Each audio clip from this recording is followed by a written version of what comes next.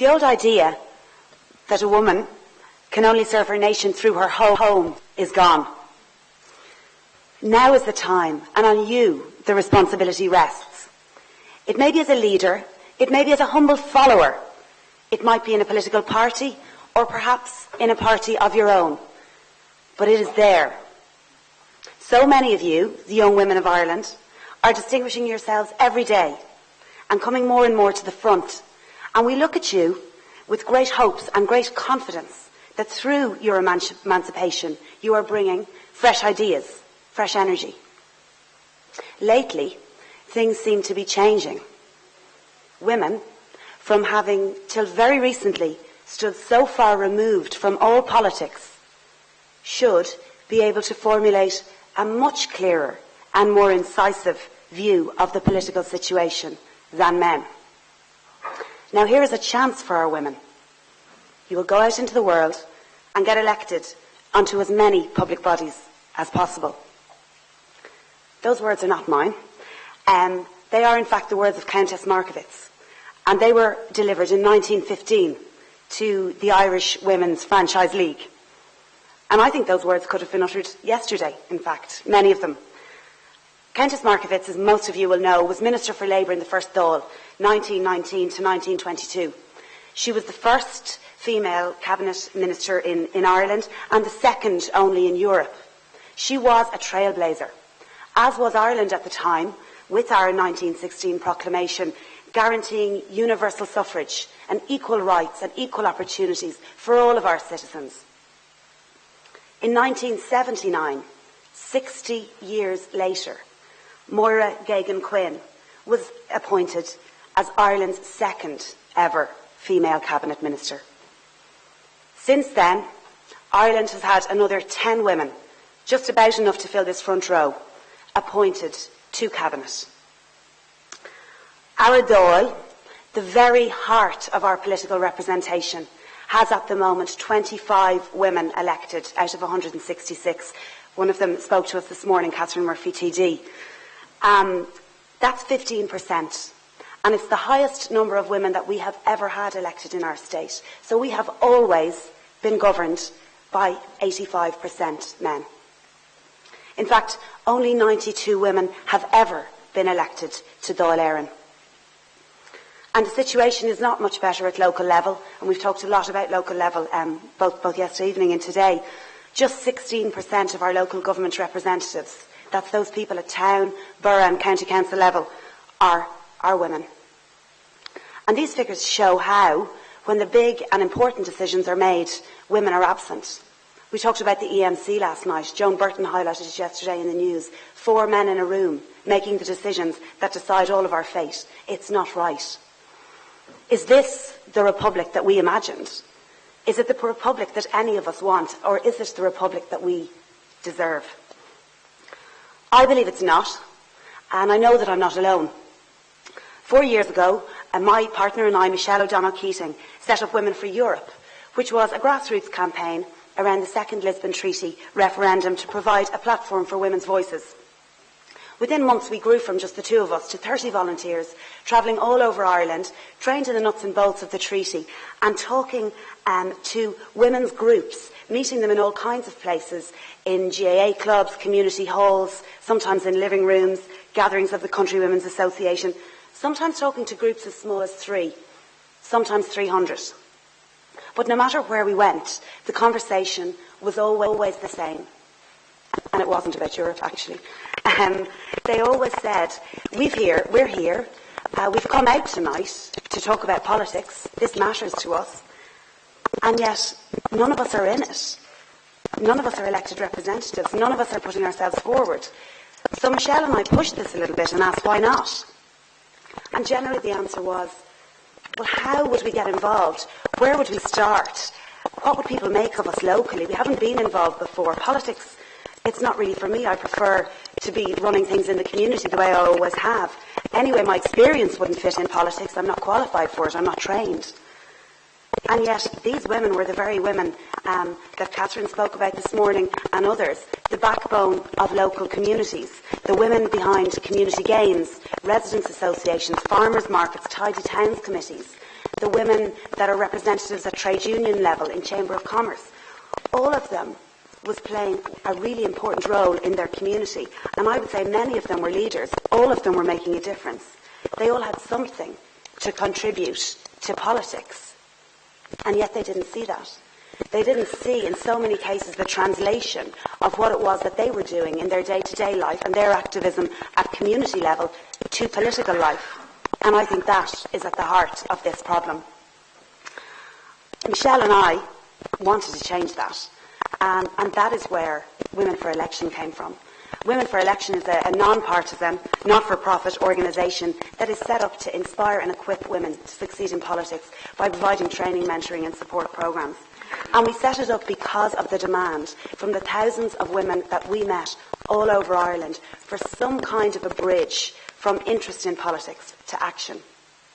And I should say too that it's not just about, and we had this conversation last night in a certainly lively environment, what are the different roles that people can play in politics, and is it important that each one of us puts our name on the ballot paper? It's not. Since we set up Women for Election, we have had 350 women through our Inspire and Equip programmes. And of those 350 women, 70 of them have committed to run in the local elections next year. A number of others are thinking about it. But the other 280 have committed to do something, to play some role, to canvass, to get out there with their writing skills and contribute in that kind of way, to be a campaign manager, whatever it might be. There are all kinds of different roles, and I think that's also really important to the discussion. Since we set up, we've been all over Ireland, Dublin, Cork, Galway, Limerick, Athlone, with a travelling circus of trainers, facilitators, political speakers. And each step of the way, we've been inspired by the women that we have met. In Limerick, we met Ciara. And Ciara is a young woman, a community activist, who works in a factory at night. And during the day, works part-time in a constituency office, and the rest of the time runs a youth engagement and education programme. Every single hour of Ciara's day is contributing to some kind of community service. Why? Because she's living right there on the border of Limerick and Kerry, and she is seeing every other person her age leave or emigrate. And she wants to do something about it. She believes so passionately in her community, and she wants to contribute to some kind of change. And her way of doing that is by running these community programmes and education programmes to try to support people like her to be able to stay, to work, and hopefully to prosper at home. In Galway, we met Helen. And when we first met Helen, we couldn't understand why she came on our programme, because she told us quite openly that she hated politics. And the reason she hated politics is probably quite different to why any of us might say we hate politics. Helen hated politics because politics took her husband from her. Helen was living in Nigeria, and her husband was a politician, and she wanted him to move to Ireland. He said no. He believed that the only way he could contribute to improving his country, making some kind of positive impact, was in his role as a politician in Nigeria. And he was assassinated. Helen moved to Ireland, and she's now very active in Galway in all sorts of community groups. But she has realised now that her husband was right. That the way that she can have influence and the way that she can drive change and find a voice for her community, which is not just Nigerian, but the immigrant community in Galway in general. She represents people from Russian, Polish, Lithuanian and Romanian backgrounds as well, and talks very passionately about their issues. She believes that it's through politics that they will find their voice and their influence, and she wants to be their representative. In Dublin, we met Samantha. And Samantha has been a long-time campaigner for the MacGill women because of her mother's experience in the laundry. Samantha spent years steadily and patiently fighting for justice for this cause. And I would say as she was doing that, she learned how the system worked. She watched politics and she saw how it operated. And she realised that she could do that. She could do it really well, and she could have such a positive impact. In Dublin too, we met Madge. And Madge was coming up to her 70th birthday on our programme. And at the end of the day, she told us that she had always wanted to contest an election. She was 30 years a member of a political party, working in the back rooms, out on the doorsteps, but she never had the courage to say it, to put up her hand and say, yeah, I want to be the one, I want to be on the ballot paper. Madge is planning to contest 2014. And we met Lisa. Lisa got on the ticket to contest the last general election in Mayo, just 6 weeks out from polling day, 26 years of age. She fought an impressive campaign against big political beasts, including our now Taoiseach. And she lost, but she has developed some resilience that she's building on because she's a member in her spare time of the Defence Forces. Ciara, Helen, Samantha, Lisa and Madge all intend to contest the 2014 local elections, as do so many more women who have become part of Women for Election. And it's those women up and down Ireland, aged from 18 to almost 80, who I know, having met them, will make exceptional public representatives. Some of them are from political parties, but many, many more are not. They're the local leaders that we talked about before, the kind of people that just get things done in communities, the kind of people that we go to, that we look to as leaders, and yet so often when they're women, they're not political leaders. So why? Why have these 350 women come on our programme? Why have they always had this niggling interest in politics, always kind of wanted to think about what might they do next, but never done it? And the barriers that women face to entering politics are well researched, well rehearsed, and well summarised as the 5 C's: cash, culture, childcare, candidate selection and confidence. But what we have found, after nearly 2 years up and down the country, every single day encouraging women to think about this as an option, is there's another common factor, which is qualification. And the women we meet want to know, are they qualified to put themselves forward for politics? They want to know, do they have the skills and experience that they need to be a public representative? But that is impossible, because there is no job description, a no person specification for a councillor, for a TD, or for a local area rep. There's no common model and no clear route to get there. And the process of moving from interest to action in political life is often deeply shrouded in mystery and quite daunting for somebody who hasn't been part of it before. And I suppose that, in essence, is what Women for Election is about. It's about demystifying that process. It's about drawing back the curtain on how people get involved in politics and informing, equipping and inspiring any woman that wants to play a role in our political life. That's what our programmes do. They provide training in the core areas of competency for anybody looking to participate in a political campaign.